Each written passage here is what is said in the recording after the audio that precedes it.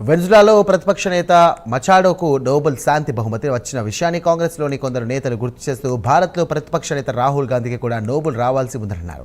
అక్కడి ప్రతిపక్ష నేత మచాడో అయితే ఇక్కడ ప్రతిపక్ష నేత రాహుల్ గాంధీ అని. అక్కడ మచాడో మానవ హక్కుల కోసం పోరాడుతుంటే ఇక్కడ రాహుల్ గాంధీ ప్రజాస్వామ్య పరిరక్షణ కోసం పోరాటం చేస్తున్నారని కాంగ్రెస్ నాయకుడు సురేంద్ర రాజ్పుత్ వ్యాఖ్యానించారు.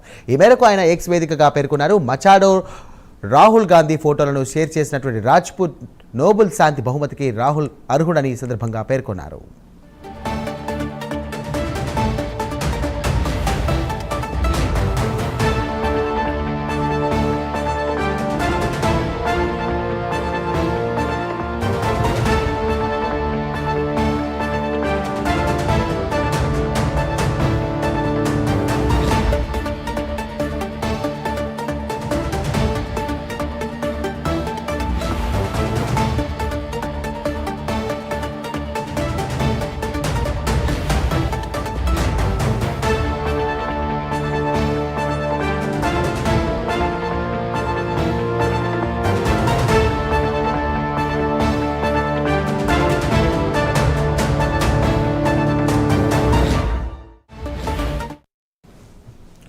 మరోవైపు వ్యాఖ్యలను బీజేపీ ఎద్దేవా చేసింది. ఇక 99 సార్లు పరాజయాలు చూసినందుక నిజంగానే రాహుల్కు అవార్డు ఇవ్వాలని విమర్శించింది. ఇక బీజేపీ అధికార ప్రతినిధి సెహవాజ్ పూనంవాలా ఎక్స్ వేదికగా స్పందిస్తూ రాహుల్ బాబాకు నోబెల్ కోసం కాంగ్రెస్ డిమాండ్ చేస్తుందని అన్నారు.